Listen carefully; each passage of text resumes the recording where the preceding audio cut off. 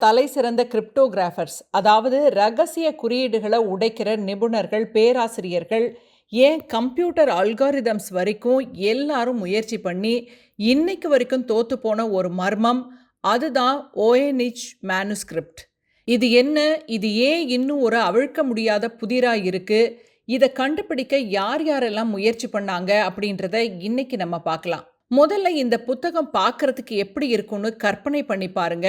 இது கிட்டத்தட்ட 240 பக்கங்கள் கொண்ட ஒரு பழங்கால கையெழுத்து பிரதி. இதை ஆட்டு தோல்ல செஞ்ச பேப்பர்ல எழுதியிருக்கிறாங்க.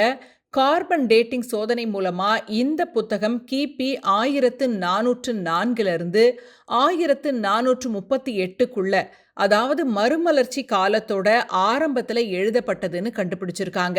ஆனா விஷயம் அது இல்ல. இந்த புத்தகத்துல இருக்கிற எழுத்துக்கள் தான் உலகத்தையே குழப்புது. உலகத்துல இருக்கிற எந்த ஒரு மொழி வடிவத்தோடையும் இது ஒத்து போகல. இடமிருந்து வலமாய் எழுதப்பட்டிருக்கு.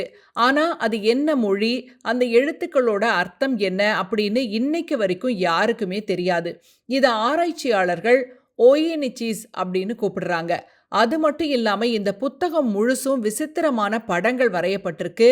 அதை வச்சு இந்த புத்தகத்தை 6 பகுதிகளா பிரிக்கிறாங்க. முதல்ல தாவரவியல், உலகத்துல இல்லாத கற்பனையான விசித்திரமான தாவரங்களோட படங்கள். ரெண்டாவது வானியல், சூரியன், சந்திரன் மற்றும் விண்மீன் கூட்டங்கள், ராசி பலன்களோட வரைபடங்கள். மூணாவது உயிரியல், விசித்திரமான குழாய்கள் இணைக்கப்பட்ட குளங்கள்ல நிர்வாண பெண்கள் குளிப்பது மாதிரியான படங்கள். அடுத்தது பிரபஞ்சவியல், விசித்திரமான வரைபடங்கள் மற்றும் தீவுகள். ஐந்தாவது மருந்தியல், தாவரங்களோட வேர்கள், இலைகள் மற்றும் திரவங்கள் சேமிக்கக்கூடிய பாத்திரங்களோட படங்கள். ஆறாவது சமையல் குறிப்புகள், வெறும் எழுத்துக்கள் மட்டுமே கொண்ட சிறிய பத்திகள்.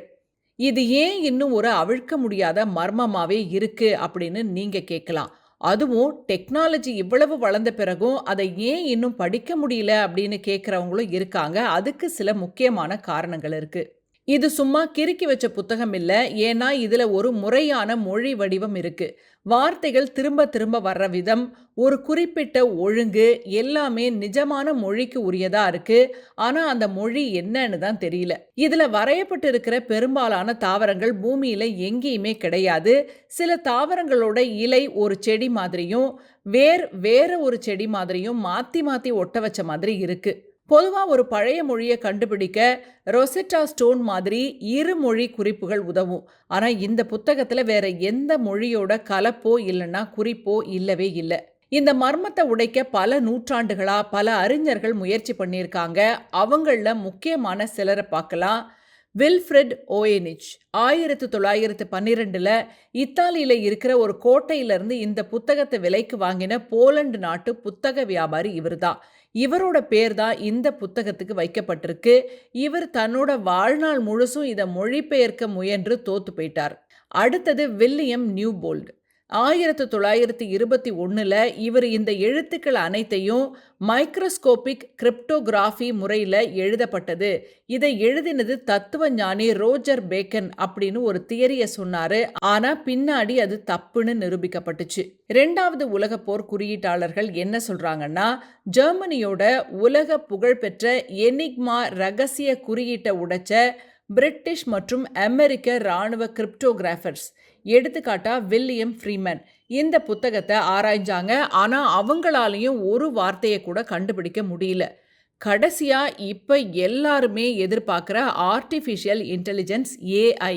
சமீப காலத்தில் ஏஐ மற்றும் கம்ப்யூட்டர் அல்காரிதம்ஸ் மூலமா இதை லாட்டின் அல்லது ஹீப்ரூ மொழியோட அனகிராம் அப்படின்னு சில பேராசிரியர்கள் உரிமை கொண்டாடினாங்க. ஆனா மற்ற ஆராய்ச்சியாளர்கள் அதை ஏத்துக்கல. ஒருவேளை இது ஏமாற்று வேலையா இருக்குமோ? இப்ப வரைக்கும் பல தியரிகள் இருக்கு. சிலர் என்ன சொல்றாங்கன்னா, இது 15ஆம் நூற்றாண்டுல வாழ்ந்த ஏதோ ஒரு மந்திரவாதி இல்லைன்னா மருத்துவரோட ரகசிய குறிப்புன்னு சொல்றாங்க. சில பேர் இது ஏலியன்ஸ் கொடுத்த புத்தகம்னு சொல்றாங்க.